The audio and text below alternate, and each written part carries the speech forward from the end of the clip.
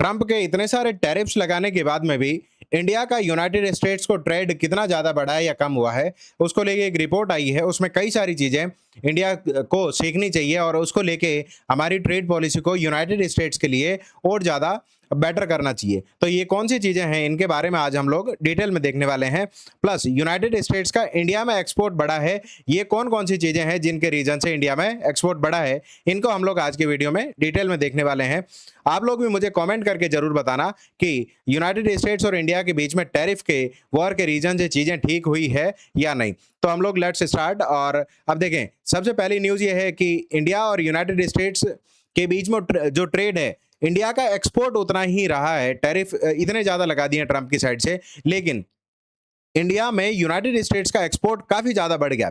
अब देखें, United states India में जितना ज़्यादा एक्सपोर्ट करेगा, उतना ही हमारा जो ट्रेड का सरप्लस है, मतलब होता ये है, एक्चुअल कॉन्सेप्ट ये है, इंडिया जितना ज़्यादा एक्सपोर्ट करेगा, हमारा सरप्लस यानी जितना ज़्यादा हम एक्सपोर्ट करेंगे, उतना ही ट्रेड हमारे फेवर में रहेगा। अब ये ट्रेड यूनाइटेड स्टेट्स के फेवर में आया है, ये अपने आप में काफ़ी ज़्यादा इंपॉर्टेंट चीज़ यहाँ पर निकल के आई है। लेकिन यहाँ पॉजिटिव एडवांटेज इंडिया के लिए ये है कि इतने टैरिफ लगने के बाद में भी एक्सपोर्ट इंडिया का उतना ही है। इसके पीछे रीजंस कौन-कौन से हैं और इंडिया अब इसमें क्या चाहता है, इसको हम लोग अब आगे देखने वाले हैं। देखें, शिफ्ट ये आया है कि यूनाइटेड स्टेट्स का इंडिया में जो ट्रेड है वो 17% जितना बढ़ गया है और more than twice of overall import growth. ये इंपोर्ट ग्रोथ का ऑलमोस्ट डबल जितना है और ये ब्लूमबर्ग की रिपोर्ट है। और सबसे इंपॉर्टेंट चीज़ है, इसमें कौन सी जो कमोडिटी है उसके रीजन से ऐसा हुआ है, हमारे एनर्जी के परचेज बहुत ज़्यादा है। देखें, एनर्जी के परचेज मतलब जो सोलर एनर्जी के जो इक्विपमेंट्स हैं, अभी यूनाइटेड स्टेट से हम लोग बहुत ज़्यादा परचेज कर रहे हैं। इस पर यूनाइटेड स्टेट्स ने ऑलरेडी टैरिफ भी लगाया था, लेकिन फिर भी इनका इंडिया में इंपोर्ट बढ़ा है क्योंकि इंडिया में अब क्लीन एनर्जी की डिमांड बहुत ज़्यादा बढ़ गई है।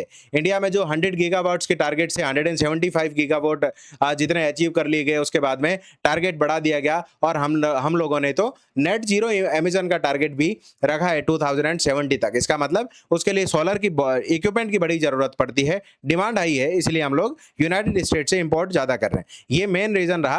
अब कितना हुआ, इसका डेटा ये है कि ट्रेड हमारा जो सरप्लस हुआ करता था, पहले कितना था, $40.8 बिलियन जितना हुआ करता था और अब ये डिक्रीज हो गया, कितना हो गया, $33.8 बिलियन जितना हो गया। इसका मतलब $7 बिलियन जितना हमारा जो ट्रेड सरप्लस हमारे फेवर में था वो कम हुआ है। इसका मतलब हमने यूनाइटेड स्टेट से चीज़ें इंपोर्ट करनी बढ़ा दी है। अब देखें, एक्सपोर्ट स्टडी है, कितना है एक्सपोर्ट, $87.31 बिलियन का एक्सपोर्ट हम लोग यूनाइटेड स्टेट्स को एनुअली करते हैं। और इंपोर्ट कौन कौन सी चीज़ों में सर्च हुआ है स्पेसिफिकली देखें, ईरान और यूएसए वॉर के रीजन से स्ट्रेट ऑफ हॉर्मुज में डिसरप्शन हुआ, तो इंडिया को हमारी जो क्रूड ऑयल की सप्लाई है वो कहीं से तो मिलनी है। तो सबसे ज़्यादा सर्ज किसमें हुआ है, $53.48 बिलियन जितना सर्ज हुआ है ऑयल एंड एलपीजी में स्पेसिफिकली। इसीलिए ये जो ट्रेड का हमारा सरप्लस था, मतलब पॉजिटिव था, ये कम हुआ है और ट्रेड सरप्लस ओवरऑल इंडिया का 17% जितना डाउन हुआ है।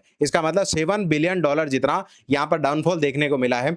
मेन रीजन, हमने एनर्जी के इंपोर्ट बढ़ा लिए हैं यूनाइटेड स्टेट्स की साइड से। अब इंडिया से हम लोग कौन कौन सी जो चीजें हैं वो मेजरली इंपोर्ट करते हैं, वो समझने वाली बात है। देखें, 2025 की अगर मैं बात करूं तो इंडिया ने सबसे ज़्यादा जो इंपोर्ट किया था यूनाइटेड स्टेट से, वो एयरपोर्ट और एरोस्पेस के इक्विपमेंट, मतलब जो प्लेन्स वगैरह में इक्विपमेंट्स यूज़ होते हैं, उनको लेके जो इक्विपमेंट यूनाइटेड स्टेट्स इसका नेट मैन्युफैक्चरर है, इसीलिए हम लोग उनसे ज़्यादा इंपोर्ट करते हैं। दूसरा, प्लास्टिक के मटेरियल, हमारे यहाँ नैनो प्लास्टिक की बहुत डिमांड है, इसके रीजन से हम लोग इसको बहुत ज़्यादा इंपोर्ट करते हैं। तीसरी सबसे इंपॉर्टेंट चीज़ है मेडिकल इक्विपमेंट एंड फार्मास्यूटिकल। देखें, मेडिकल इक्विपमेंट्स में इंडिया अभी भी नेट प्रोड्यूसर, नेट एक्सपोर्टर नहीं है, नेट इंपोर्टर है।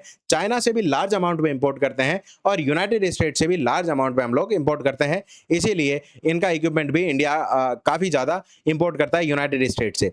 एक उसके बाद में ऑयल एंड पेट्रोलियम प्रोडक्ट जो अब बढ़ गए हैं, और क्योंकि स्ट्रेट ऑफ हॉर्मुज का डिसरप्शन हुआ है ईरान वॉर के रीजन से। इसके बाद में इंजीनियरिंग मशीनरी एंड इक्विपमेंट, इनका हम लोग ज़्यादा इंपोर्ट करते हैं। उसके बाद में ऑटोमोबाइल के पार्ट हो गए, जैसे गाड़ियों के पार्ट हो गए, 4 व्हीलर्स, 2 व्हीलर्स, इन सब के पार्ट भी यूनाइटेड स्टेट से हमारे को मिलते हैं। और उसके बाद केमिकल एंड फर्टिलाइजर, इंडिया में ह्यूज डिमांड है क्योंकि इंडिया एग्रीकल्चर डोमिनेंट नेशन है, राइट। उसके बाद रिन्यूएबल एनर्जी, अभी हमने बात करी थी, और लेदर प्रोडक्ट को भी हम लोग लार्ज स्केल पे इंपोर्ट करते हैं। अब यहाँ एक इंपॉर्टेंट चीज समझने वाली है, इंडिया से यूनाइटेड स्टेट्स को क्या मिलता है। इंडिया से यूनाइटेड स्टेट्स क्या इंपोर्ट करता है? देखें, सबसे ज़्यादा प्रीशियस मेटल मतलब गोल्ड हो गया, डायमंड हो गया, ये सारी चीज़ें काफ़ी ज़्यादा यूनाइटेड स्टेट्स इंडिया से इंपोर्ट करता है। टेक्सटाइल एंड अपैरल देखें, कपड़ा जो मैन्युफैक्चरिंग है उसमें इंडिया काफ़ी ज़्यादा लीड रोल प्ले करता है पूरे वर्ल्ड की, अगर मैं कंटेक्स्ट की बात करूँ। इसीलिए यूनाइटेड स्टेट्स भी इंडिया से काफ़ी ज़्यादा अपैरल्स मंगाता है। इसके बाद मशीनरी एंड इक्विपमेंट काफ़ी ज़्यादा हैं। ऑर्गेनिक केमिकल्स मतलब ऑर्गेनिक फर्टिलाइजर्स, मैन्योर्स, ये सारे काफ़ी चीज़ें इंडिया से मंगाता है। और इसके साथ-साथ पियर्स, प्रेशियस मेटल्स, ये डायमंड वगैरह की बात मैंने ऑलरेडी कर ली।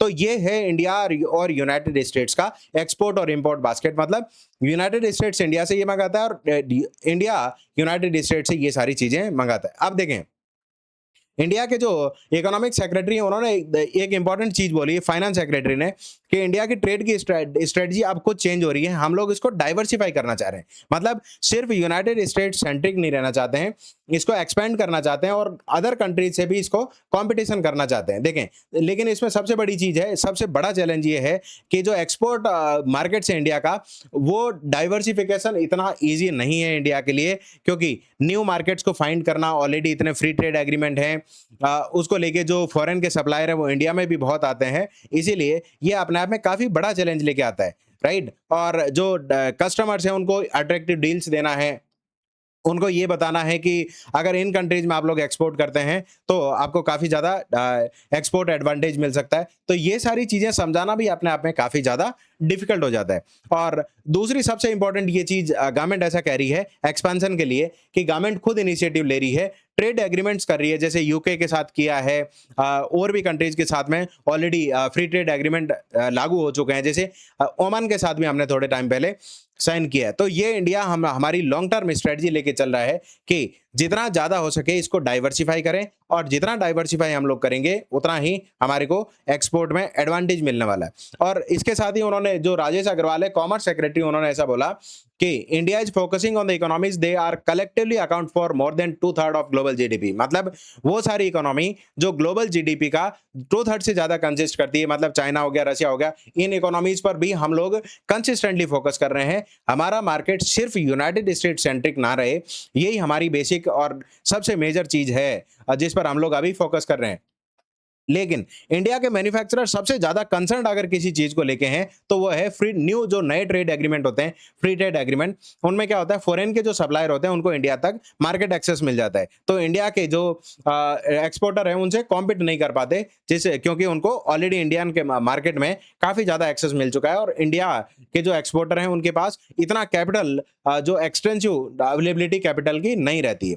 तो इंडिया के लिए यूनाइटेड स्टेट्स को छोड़ के टैरिफ प्रेशर के अंडर दूसरे मार्केट को सर्च करना होगा, ये हमारे कॉमर्स सेक्रेटरी ऐसा कह रहे हैं। और एक्सपोर्ट ने बहुत ज़्यादा ग्रोथ नहीं दिखाई है, लेकिन इंडिया के लिए पॉजिटिव चीज़ ये है कि यूनाइटेड स्टेट्स के साथ जो एक्सपोर्ट है टैरिफ के बाद में भी मोर और लेस उतना ही है। और सबसे बड़ी बात है कि ट्रेड हमारा श्रिंक हुआ है, क्योंकि स्ट्रेट ऑफ हॉर्मुज में ऑयल के जो सप्लाई की डिसरप्शन है, इसी के रीजन से हमारा ट्रेड काफ़ी हद तक सरप्लस नहीं आ पाया, क्योंकि ऑयल और नेचुरल गैस को हम लोग काफ़ी ज़्यादा सप्लाई करते हैं। तो यहाँ समझने वाली बात यह है कि इंडिया और यूनाइटेड स्टेट्स को बैठ के ट्रेड एग्रीमेंट साइन करने होंगे, टैरिफ्स को लेके बात करनी होगी, तभी जाके चीज़ें ठीक हो पाएगी। एक प्लेटफॉर्म पर जब नेगोशिएशन होगा तो दोनों ही कंट्रीज के लिए बेटर है, न तो इंडिया का इतना ज़्यादा लॉस हो पाएगा एक्सपोर्टर्स का, न ही यूनाइटेड स्टेट्स का जो मार्केट है वहाँ के कस्टमर्स को कॉस्टली जो चीज़ें हैं, डेली यूज़ की गुड्स एंड सर्विसेज जो इंडिया प्रोवाइड करता है, वो बेयर करनी पड़ेगी। तो ट्रंप और मोदी जी को मिल के ये सारी चीज़ें देखनी पड़ेगी, तभी जाके चीज़ें अल्टीमेटली लॉन्ग टर्म में इंडिया और यूनाइटेड स्टेट्स का ट्रेड